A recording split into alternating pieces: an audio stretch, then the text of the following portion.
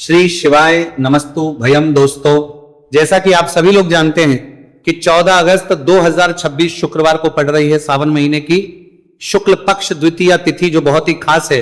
और दोस्तों, ये वो तिथि है जो कि सावन महीने में शुक्रवार को पड़ रही है, तो इस दिन का महत्व और भी अधिक बढ़ जाता है।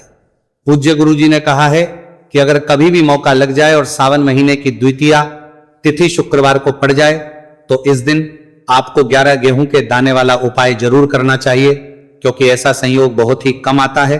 और दोस्तों, इसी दिन किया जाने वाला पंडित जी द्वारा बताया गया 11 गेहूं के दाने वाला उपाय आप लोगों को जरूर करना चाहिए। और अगर आप लोगों ने इस उपाय को नहीं किया है या किसी कारणवश नहीं कर पाए हो तो द्वितीया तिथि के दिन इस उपाय से मत चूकना।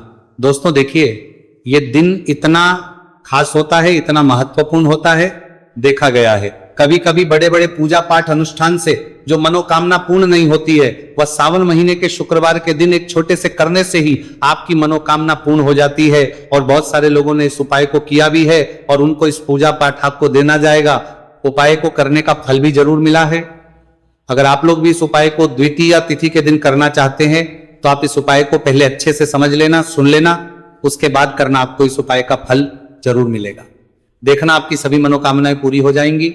दोस्तों, हम आपको यहां पर बता दें कि ये जो गेहूं के दाने वाला उपाय, ये उपाय पंडित जी ने अपनी अभी की शिव महापुराण की कथा में ही बताया है। और इस उपाय को करने से आपके घर में चाहे किसी भी प्रकार की दुख और समस्या क्यों ना चल रही हो, आपको उसका कारण भी नहीं पता है कि भाई ये समस्या किस कारण से चल रही है, उसका कुछ भी कारण हो सकता है। जैसे पितृदोष हो सकता है, काल सर्प दोष हो सकता है, या किसी भी तरह का मंगल दोष भी हो सकता है, और भी बहुत तरह के दोष होते हैं, कुछ भी हो सकता है। पर आपको इसको करने के लिए अपने दोष को पता लगाने की भी जरूरत नहीं है। आपके घर में किस कारण से इतनी दुहक और परेशानी आ रही है, वो भी आपको पता लगाने की जरूरत नहीं है।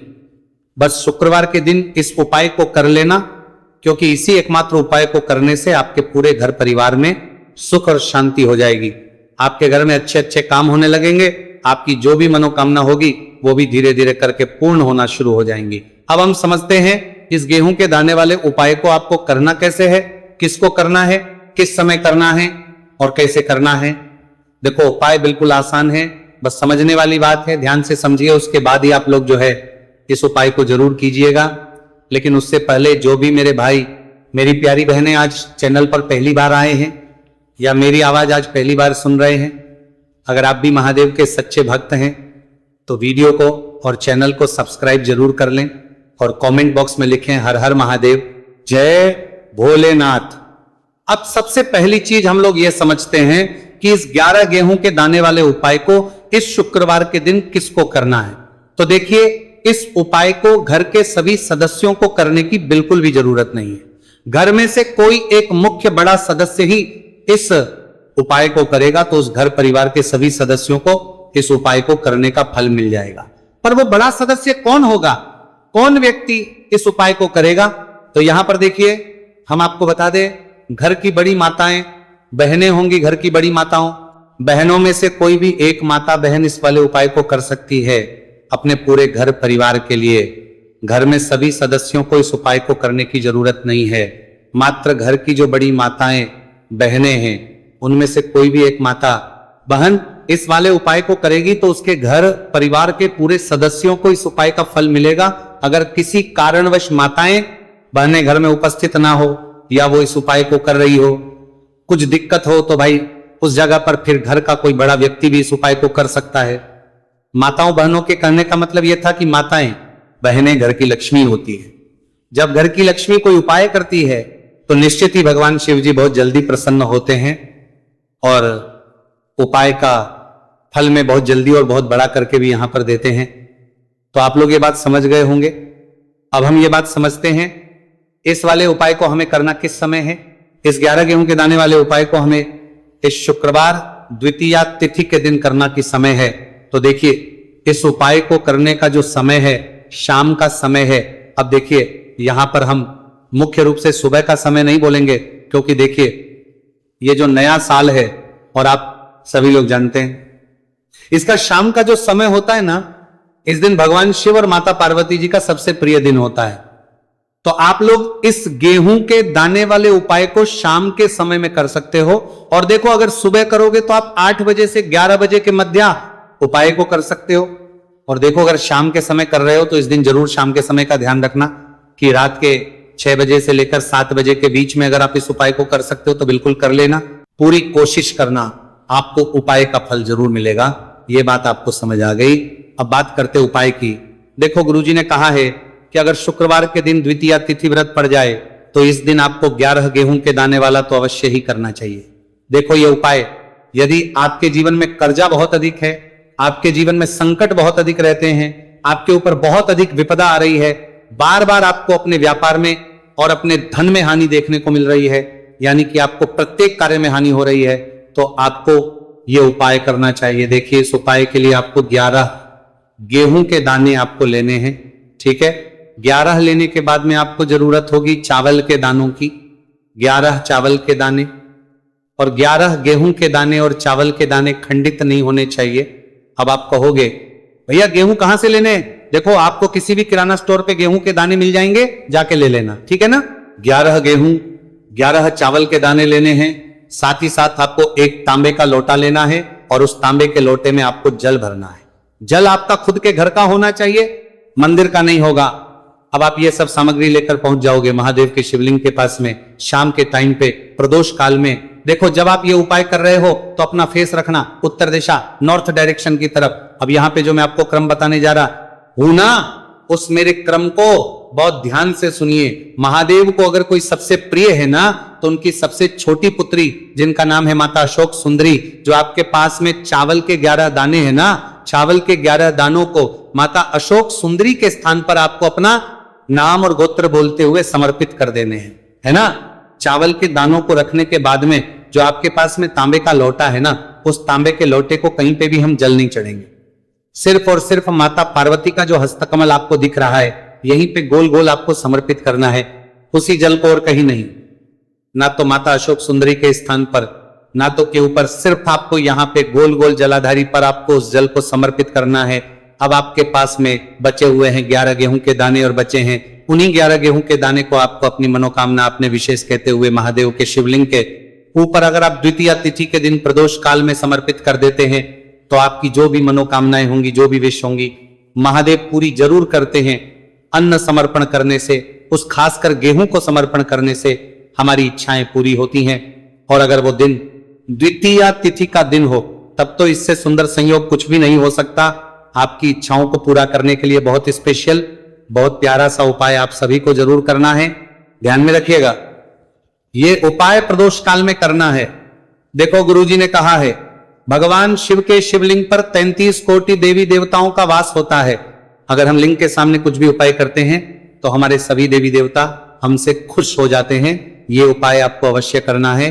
देखो, सुबह के टाइम नहीं कर सकते, ठीक है। अब बात करते हैं अगले उपाय की।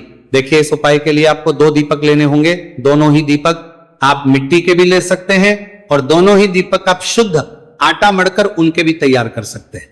अब दोस्तों, दोनों ही दीपक के अंदर आपको शुद्ध घी का प्रयोग करना होगा और एक दीपक के अंदर आपको गोल रुई की बाती का प्रयोग करना होगा और एक दीपक के अंदर आपको लंबी बाती का प्रयोग करना होगा।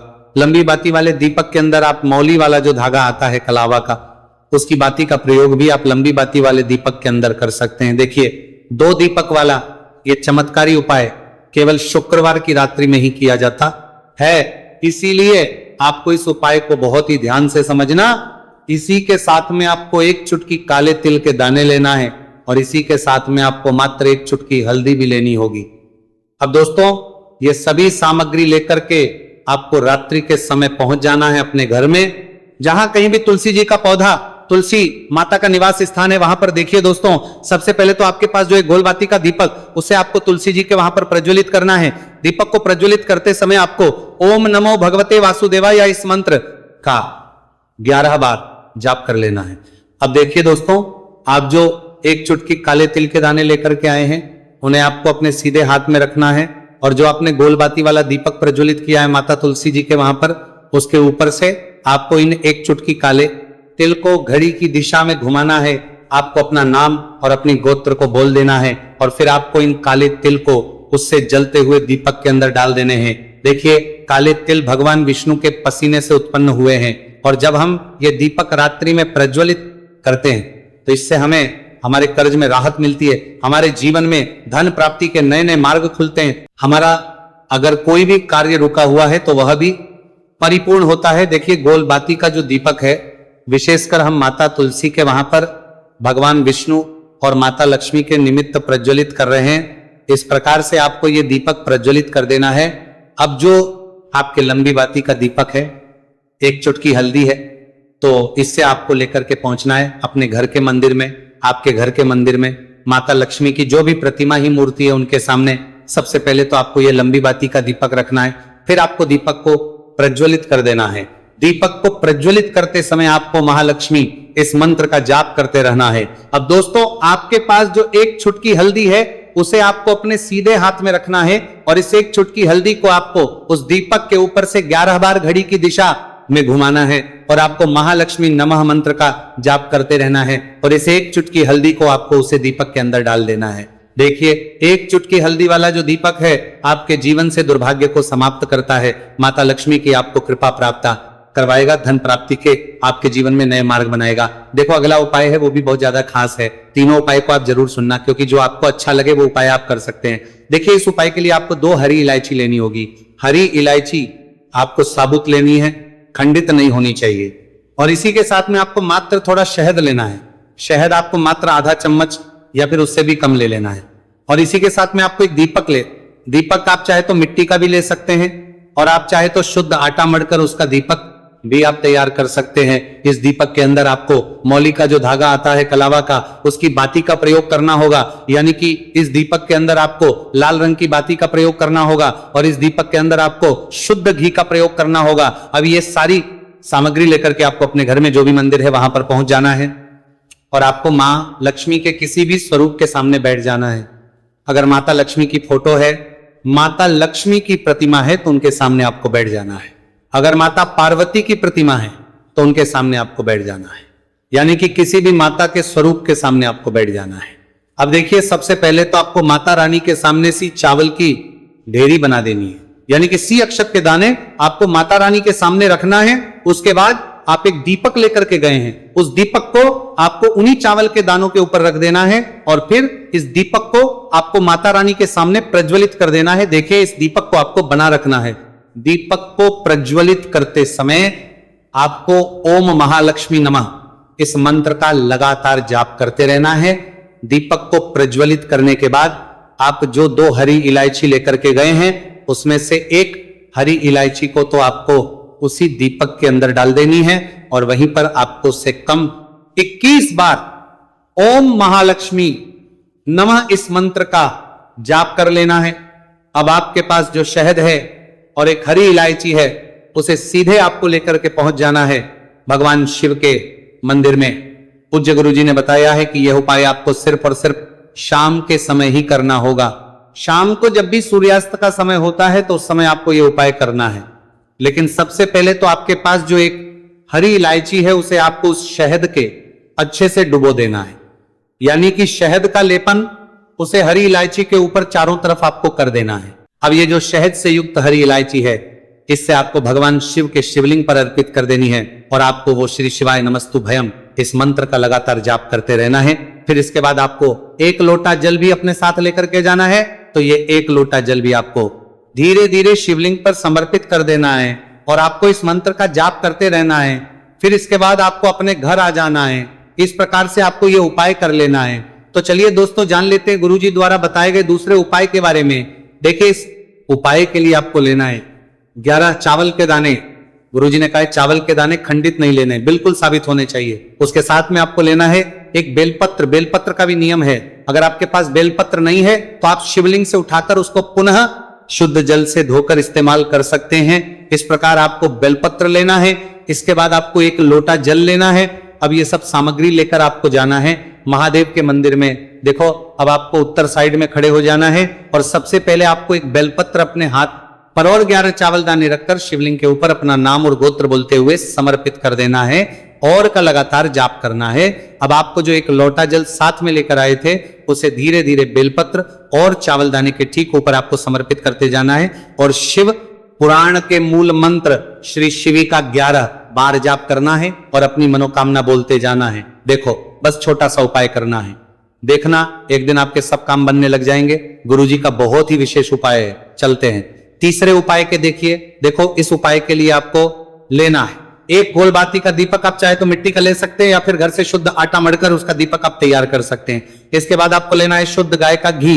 अगर वो नहीं है तो कोई भी देसी घी इस्तेमाल कर सकते हैं जिससे आपको दीपक प्रज्वलित करना है। देखो अब ये सब सामग्री लेकर आपको जाना है प्रदोष काल में आपके घर पर तुलसी जी के घेरे के पास में। देखो ये उपाय तो आपको अवश्य करना है। देखो वहां पहुंच सबसे पहले वो दीपक आपको प्रज्वलित कर देना है और ओम नमो भगवते वासुदेवाय नमः का 11 बार जाप करना है। उसके बाद आपको अपने सीधे हाथ में थोड़ी हल्दी लेकर उस दीपक में अपना नाम और गोत्र बोलते हुए डाल देना है। उसके बाद माता लक्ष्मी से आपको प्रार्थना करना है कि हे महालक्ष्मी हमारी सभी दुख तकलीफों को दूर करो, हे महादेव हमारे सब दुख कष्टों को खत्म करो। इस भावना से आपको ये उपाय करना है।